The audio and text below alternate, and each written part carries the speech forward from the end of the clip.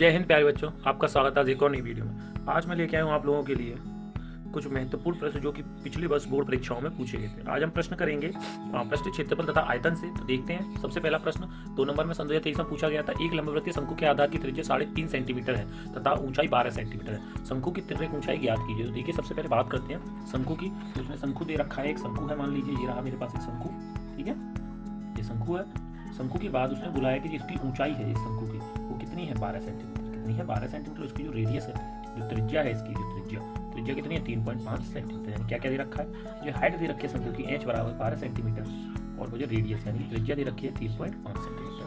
पूछा क्या है उसने, पूछा तिर्यक ऊंचाई, ये पूछी है, ये वाली यानी l, यानी कि तिर्यक ऊंचाई पूछी। तो देखिए, अगर हम लोग देखें बड़े ध्यान से तो हमें पाएंगे कि ये क्या बन रहा है, राइट एंगल ट्राइंगल यानी कि समकोण त्रिभुज बन रहा है। तो समकोण त्रिभुज में ये किसका काम करे, कर्ण का। जो एल है वो किसका काम करे, कर्ण का। तो पाइथागोरस प्रमेय से, अगर तो डायरेक्ट फॉर्मूला लेकिन अगर प्रॉपर करें तो पाइथागोरस थ्योरम से क्या हो जाएगा, एल का स्क्वायर बराबर एच का स्क्वायर प्लस आर का स्क्वायर, यानी कि एल बराबर क्या हो जाएगा, under root h square plus r square. ठीक है, तो एल बराबर अंडर रूट एच का स्क्वायर, एच यानी 12 का स्क्वायर प्लस आर का स्क्वायर यानी कि 3.5 का स्क्वायर। ठीक है, तो एल बराबर कितना हो जाएगा, 12 का स्क्वायर 144 प्लस 3.5 यानी कि 35 मान लीजिए, पॉइंट बाद में लगाते तो 35 का स्क्वायर कितना हो जाता है, तो 1225 पॉइंट कितनी वैल्यू के बाद 2 वैल्यू उसके बाद एल बराबर ऐड करूंगा तो कितना आएगा 0.25। ठीक है, और पहले 12 और ये कितने हो जाएंगे आप लोगों के 6 और जो 5 156। तो एल बराबर ये कितना हो जाएगा भाई, और ये हो जाएगा मेरे पास कितने का, 156.25 कितने का रूट होता है, 156.25 7 8 56 यानी कि 7.5 सेंटीमीटर। मेरे पास जो तिर्यक ऊंचाई आएगी वो मेरे पास कितनी आएगी। तो देखिए, ऐसे सवाल मैंने कैसे निकाला, तो मैं ये बता देता हूँ आप लोगों को ट्रिक में। तो देखिए, ये है 25, तो 25 तो भाई 5 के पीछे आता है, आगे है 156। तो 156 के हम लोग ऐसे फैक्टर करते हैं जो एक दूसरे के जस्ट बाद आते हैं। जो 56 कैसे लिखा रहता है, 7 गुणा 8 7 8 56। तो बस जो छोटा वाला नंबर है उसको आप लोग ले लीजिए, छोटा वाला नंबर, तो ये हो जाएगा 7.5। ध्यान रखना, ऐसे अगर कोई भी नंबर है जिसके पीछे क्या आता हो 5 आता हो तो उसको कैसे करते हैं, उसका वर्ग। जैसे ये पूछा है 25 का स्क्वायर, तो 25 का स्क्वायर कैसे निकालूंगा, तो 5 का स्क्वायर 25, 2 के बाद कितना आता है 3, तो कितना 3 दूनी 6, गुणा कर लोगे तो 6, यानी हो जाएगा 625। ऐसे ही जब अगर कहीं पे 625 लिखा है तो कैसे सॉल्व करूंगा, तो 25 5 का होता है सर, 6 कैसे आएगा, 2 कंजुगेटिव नंबर लगातार वाली संख्या को गुणा करने पे तो 3 गुणा 2 करके आएगा ना, 3 गुणा 2। तो मैं क्या करूँगा, छोटा वाला नंबर लूंगा हमेशा, तो 25। समझ गए। इसी के साथ अब हम लोग देखते हैं दूसरा प्रश्न। अगला प्रश्न क्या है, देखिए ये रहा अगला प्रश्न। अगला प्रश्न है, 2 घनों जिनमें से प्रत्येक का आयतन 64 सेंटीमीटर क्यूब है, एक साथ दोनों को संगलन फलकों को मिलाकर एक ठोस बनाया जाता है। प्राप्त घनाभ का पृष्ठीय क्षेत्रफल ज्ञात कीजिए। यानी कि 2 घन हैं, 2 घनों को मिला के क्या बनाया गया है, घनाभ बनाया गया है। सबसे पहले घनाभ देख लेते हैं। ठीक है, ये रहा एक घनाभ, ये रहा एक घनाभ, और ये घनाभ ऐसे नहीं बना। ये घनाभ कैसे बना है सर, 2 घनों को आपस में मिला के बनाया गया था इसे। तो पहला घन और दूसरा घन, दोनों घनों को, और प्रत्येक घन का आयतन, प्रत्येक घन का आयतन घन का आयतन कितना था, वो था मेरे पास 64 सेंटीमीटर क्यूब। तो सर मैं क्या निकाल सकता हूँ, भुजा निकाल सकता हूँ एक घन की। तो एक घन की भुजा कितनी हो जाएगी, तो फॉर्मूला क्या है मेरे पास, आयतन का। तो मेरे पास हो जाएगा घन का आयतन बराबर भुजा का क्यूब, यानी कि 64 बराबर a क्यूब, यानी a का मान मेरे पास कितना आ जाएगा, वो आ जाएगा अंडर क्यूब रूट 64। ठीक है ना, तो a बराबर मेरे पास आ गई 4 सेंटीमीटर। घन की भुजा कितनी, 4 सेंटीमीटर। तब ध्यान से सुनिए मेरी बात, एक क्यूब ये रहा और एक क्यूब ये रहा, यानी इसकी हर भुजा कितनी हो जाएगी 4 की। तो इसकी ऊंचाई रहेगी 4 सेंटीमीटर, इसकी चौड़ाई भी कितनी रहेगी, वो भी रहेगी 4 सेंटीमीटर। घनाभ की जो लंबाई है, सॉरी जो चौड़ाई है, लंबाई रहेगी 4, लेकिन इसकी जो चौड़ाई है वो कितनी हो जाएगी मेरे पास, वो हो जाएगी सर 4 + 4, यानी कितनी हो जाएगी 8। यानी कि मेरे पास अब जो घनाभ बना है, घनाभ की विमा मेरे पास क्या है, तो सर मेरे पास इसकी जो लंबाई है, लंबाई भी 4 सेंटीमीटर।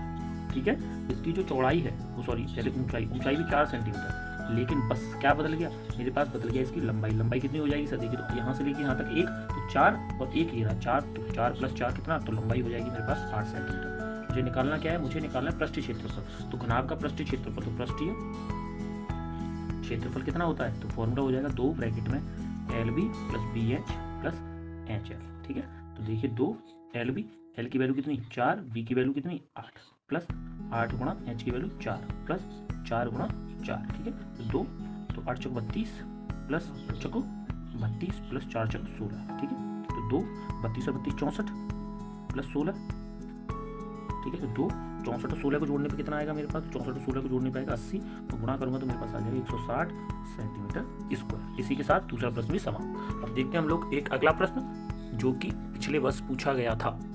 क्या है प्रश्न देखिए, एक गोला जिसका व्यास 12 सेंटीमीटर है एक लंबवती बेलनाकार बर्तन में डाला जाता है जिससे थोड़ा पानी भरा है। यदि गोला पानी में पूरा डूब जाता है तो बर्तन में पानी की सतह 3 सही 5/9 सेंटीमीटर बढ़ जाती है। तो बेलनाकार बर्तन का व्यास ज्ञात कीजिए। यानी सवाल सुनिए, 6 नंबर में पूछा गया था सन 2023 में।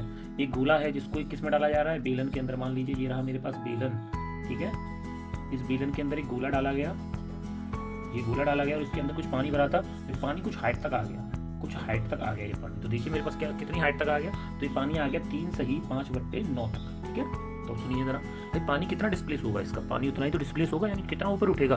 उतना ऊपर उठेगा सर जितने की गोले का आयतन है उतना ही पानी का आयतन होगा। तो यानी मैं बोल सकता हूँ यहाँ पे, तो कैसे निकालेंगे? तो इतना मुझे पता है कि सर जितना गोले का आयतन होगा, गोले का आयतन बराबर किसके आयतन के? तो जो भी दे रखा है आप लोगों का बेलन, बेलन का आयतन, बेलन का आयतन, ठीक है। तो पहले देख लेते हैं दिया क्या क्या गया है। तो सबसे पहले मैं बात कर लेता हूँ गोले के बारे में।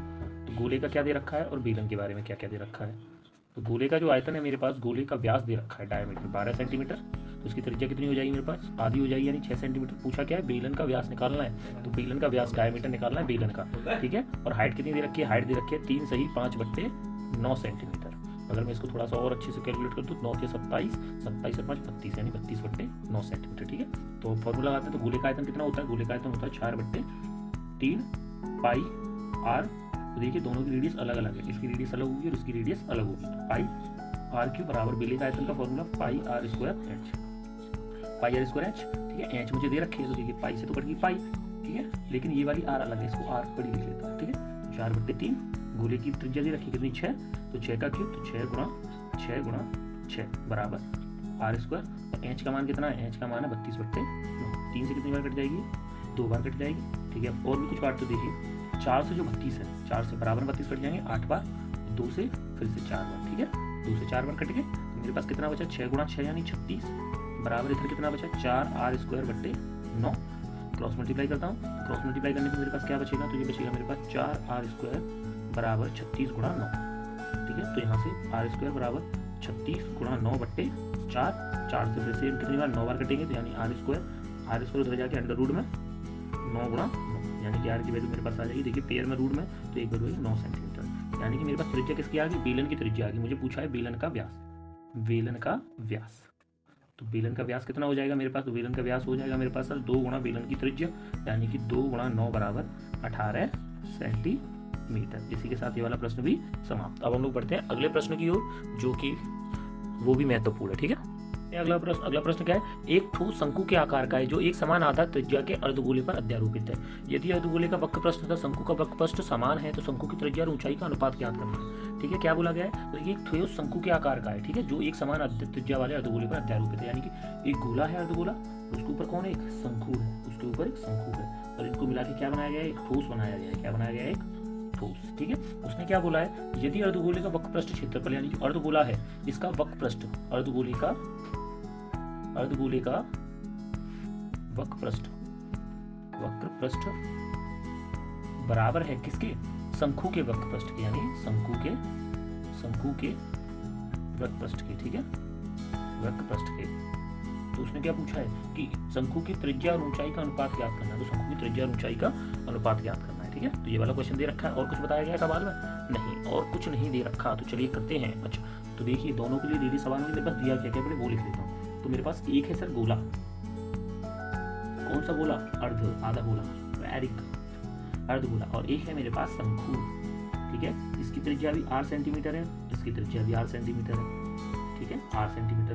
इसकी सर ऊंचाई नहीं पता, इसकी ऊंचाई मैं मान लेता हूँ शंकु की ऊंचाई h है और इसकी जो त्रिज्या ऊंचाई वो l है, ठीक है। गोले के पास से भी रेडियस होती है, ठीक है। तो दोनों के वक्रपृष्ठ का क्षेत्रफल बराबर है। तो अर्धगोले का वक्रपृष्ठ क्षेत्रफल कितना आता है? वो आता है सर 2 पाई r स्क्वायर। और शंकु का, तो शंकु का होता है सर पाई आर एल। देखिए दोनों साइड में क्या बराबर? पाई से पाई कट गया, आर से स्क्वायर कट गया, तो बचा क्या इधर मेरे पास? तो इधर बचा मेरे पास 2r, और इधर क्या बचा? एल। और हम लोगों को पता है, पहले वाले फॉर्मूले में बता चुका हूँ, एल बराबर क्या होता है? Under root h square plus r square, यानी कि 2r बराबर क्या हो जाएगा? Under root h square plus r square, ठीक है। तो 2r, तो देखिए ये स्क्वायर जो रूट है इधर आके क्या बन जाएगा? स्क्वायर बन जाएगा।